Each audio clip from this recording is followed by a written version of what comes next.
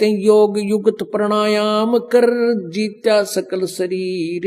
रामानंद जी ने त्रिवेणी के घाट में ये अटक रहे बलबीर। आगे जाके त्रिवेणी 3 रास्ते बन जाते हैं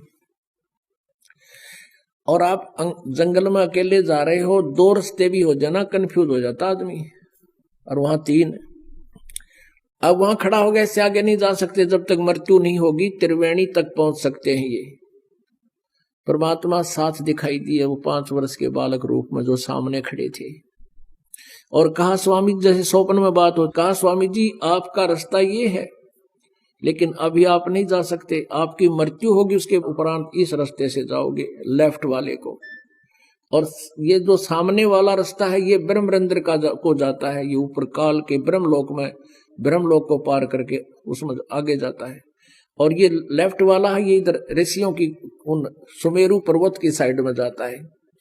आपकी साधना भगवान विष्णु वाली है, आप इस सुरंग में जाओगे, ये गुफा है एक आगे सीधी, आगे इस गुफा के अंदर सभी नगर इनके ऑफिस बने हुए, सबसे पहले धर्मराज का लोक होगा, न्यायाधीश का, वो आपका निर्णय करेगा कितने पुण्य है कितने पाप है, कहाँ की साधना है, किस लोक में तो उद्देश्य था तेरा, तो आप फिर आगे चले जाओगे वहां अपना अकाउंट करा के, फिर आप जाओगे एकदम नीचे विष्णु जी के लोक में जाओगे, और फिर वो वाल बंद हो जाएगा, आपका वापस नहीं आ सकते।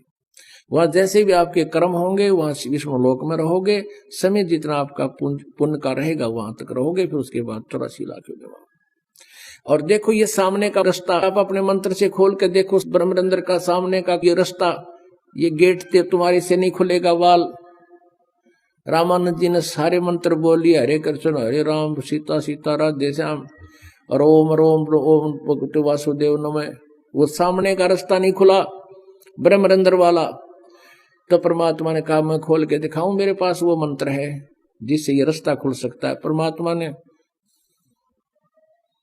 सतनाम जाप किया, अंदर ही अंदर बताया नहीं उसको, और सुमन करते ही वो एकदम कपाट खुल गए, रामानंद जी की आत्मा को लेकर ऊपर गई। वहां दिखा कि ये हो निराकार, ये काल तुमको निराकार बताते हो, जिसको ये बैठा है ये ब्रह्म 1 लाख मानव श्रीधारी प्राणियों का ये नेताहार करता है, ये तुम्हारा भगवान है।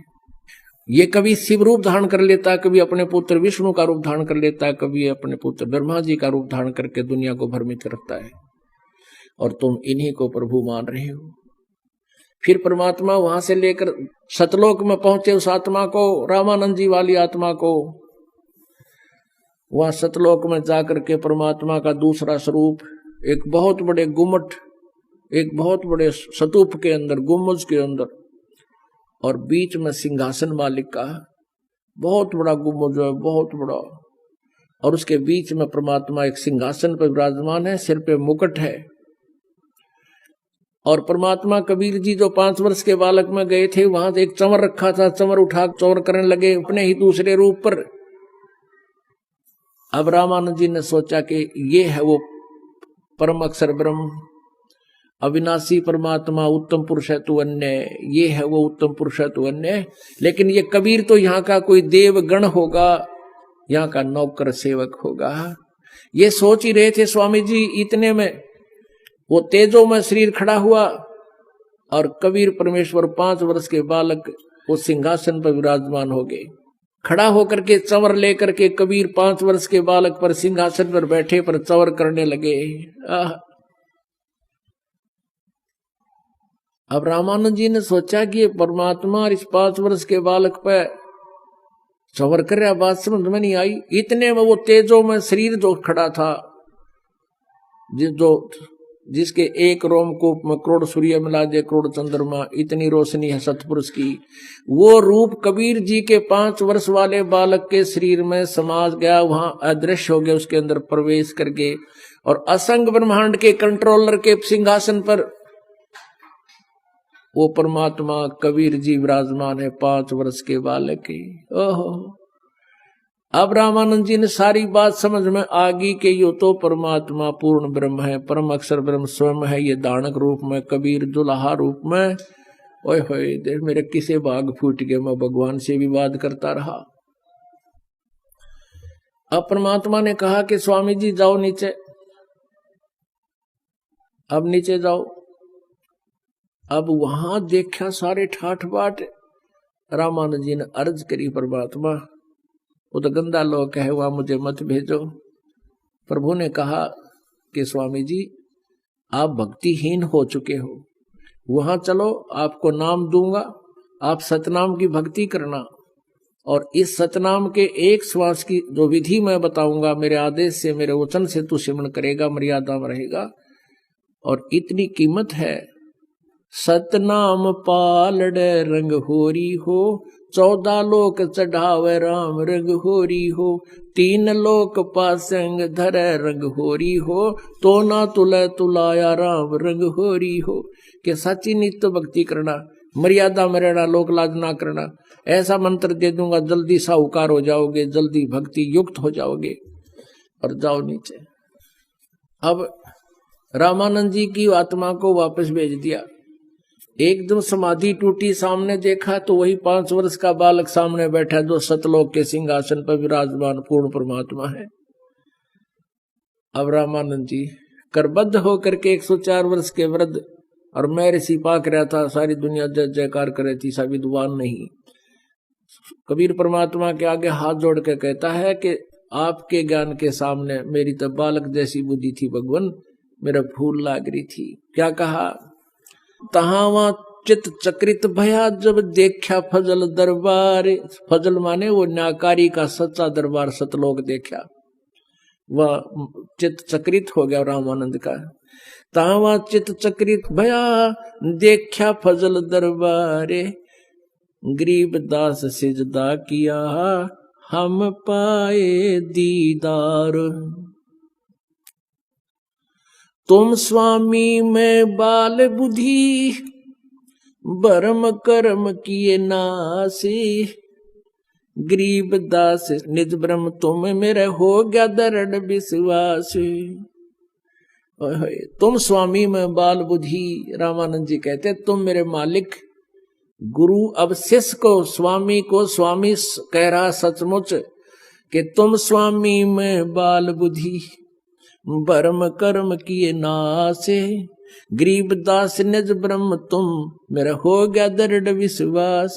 तू ही वो निज ब्रह्म है, तू परम अक्षर ब्रह्म है, सचमुच सही भगवान तू है, वो उत्तम पुरुष है तो तू ही है, आप हो मेरे मालिक। सुन बेसुन से तुम परे और उर से हमरे तीरे। सुन बेसुन से परे आप हो वहां सतलोक में, और यहां हमारे सामने बैठे हो। सुन बेसुन से तुम परे उरे से हमरे तीरे, गरीब दास सर्वंग में है अवगत पुरुष कबीर। के सब में आप ही की पावर काम कर रही है, ये ब्रह्मा विष्णु महेश तक भी मालिक आपकी शक्ति से चल रही है, इनकी कोई बुनियाद नहीं है।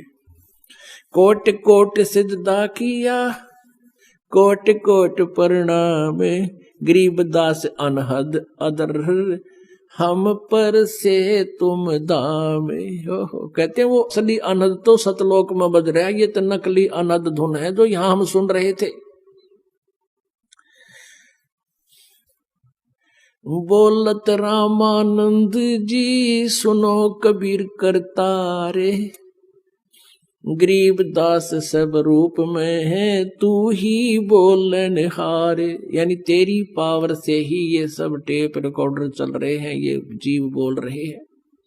तुम साहेब तुम संत हो, तुम सुतगुरु तुम हंस, गरीब दास तुम रूप बिना और न दूजा अंश।